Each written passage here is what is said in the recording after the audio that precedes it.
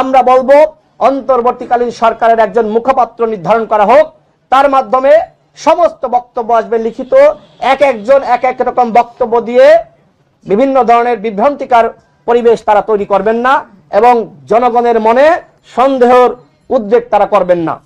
এবং শহীদ পরিবারকে, প্রত্যেক পরিবারকে 1 কোটি টাকা করে ক্ষতিপূরণ দিতে হবে। এই 5 লাখ টাকা 2 লাখ টাকার নামের ভিক্ষা, এটি আমরা মানতে পারি না এবং আহতদের সুচিকিৎসার ব্যবস্থা করতে হবে। ঠিককে হয়তো নিষিদ্ধ করা হচ্ছে, কিন্তু পরবর্তীতে আমরা দেখলাম মাননীয় প্রধান উপদেষ্টা তিনি বললেন যে বিএনপি চায় না, এই কারণে আমরা আওয়ামী লীগকে নিষিদ্ধ করব না এবং নির্বাচনে তারা অংশ নিতে পারবে।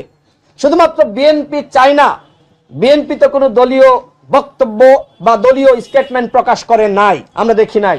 বিএনপির মহাসচিব তিনি একটি রাজনৈতিক বক্তব্য দিয়েছেন, সেই বক্তব্যকে কেন্দ্র করে যদি প্রধান উপদেষ্টা তিনি এই ধরনের সিদ্ধান্ত গ্রহণ করে থাকেন, আমরা মনে করি এই সিদ্ধান্ত শেখ হাসিনার মতন একটি স্বৈরাচারী সিদ্ধান্ত। কারণ আরো দল আছে, আমাদেরকে কি আপনার দল মনে হয় না? অন্যান্য দল নেই, আপনি সবার সাথে একটি জাতীয় সংলাপের আয়োজন করেন, সবাইকে ডাকেন, মতামত গ্রহণ করেন, এরপরে আপনি সিদ্ধান্ত জানান। শুধুমাত্র বিএনপির মহাসচিবের বক্তব্য, আমি যতদূর মনে করি এটি বিএনপির দলীয় বক্তব্য না। এই বক্তব্যকে কেন্দ্র করে আওয়ামী লীগের পুনর্বাসন বাংলাদেশের জনগণ কোনোভাবেই মেনে নেবে না।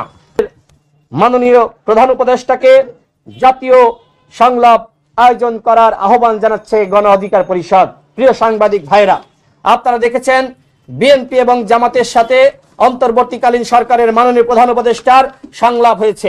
আমরা জানতে চাই এই সংলাপ কি বিএনপি জামাতের পক্ষ থেকে আহ্বান করা হয়েছে নাকি সরকারের পক্ষ থেকে আহ্বান করা হয়েছে? যদি সরকারের পক্ষ থেকে আহ্বান করা হয়ে থাকে তাহলে বাকি দলগুলোর সাথে কেন সংলাপ করা হলো না, সেই প্রশ্ন আমি মাননীয় প্রধান উপদেষ্টার কাছে করছি। গণ কখনোই বলে নাই আওয়ামী লীগকে নিষিদ্ধ করা যাবে না। গণ অধিকার পরিষদ সবসময় বলেছে গণহত্যার পরে আওয়ামী লীগ বাংলাদেশে রাজনীতি করতে পারবে না। নামে বেনামে, ডামি মামি, স্বতন্ত্র কোন নামেই আগামী নির্বাচনে আওয়ামী লীগ অংশ নিতে পারবে না। শুধুমাত্র আওয়ামী লীগ না, জাতীয় পার্টি এবং আওয়ামী লীগের দোসর কোন দল আগামী নির্বাচনে বিচারের আগে অংশ নিতে পারবে না। তার জন্য যদি আন্দোলন করা লাগে, সেই আন্দোলন করার জন্য আমরা প্রস্তুত রয়েছি। দেখেন আজকে গণ অধিকার পরিষদ যে ভূমিকা রেখেছে এই সরকারের পতন নিশ্চিত করার জন্য, ছাত্ররা যে ভূমিকা রেখেছে এই সরকারের পতন নিশ্চিত করার জন্য, আওয়ামী লীগ যদি ফিরে আসে তাহলে এইখানে আমরা যারা আছি আমাদের প্রত্যেককে ফাঁসিতে ঝুলানো হবে। যারা বিপ্লবীরা ছিল তাদেরকে ফাঁসিতে ঝুলানো হবে। এখন আমরা যে আন্দোলন করার মাধ্যমে হাসিনার পতন নিশ্চিত করলাম, 2000 মানুষকে গুলি করে নির্মমভাবে হত্যা করা হয়েছে। এখনো পর্যন্ত আমার ভাইয়েরা হাসপাতালের বিছানায় তারা কাতরাচ্ছে। 30,000 আহত যোদ্ধা, কোনোভাবেই শহীদের রক্তের সাথে বেইমানি করে আওয়ামী লীগকে আমরা নির্বাচনে অংশ নেবার সুযোগ দিব না। আপনি যে প্রশ্ন করেছেন, যে কথা বলেছেন, আপনি ভুল কথা বলেছেন।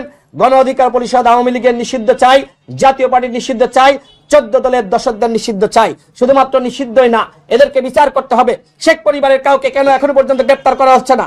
আপনারা সাংবাদিক ভাইরা উপদেষ্টাদের কাছে এই প্রশ্ন আপনারা কেন করেন না?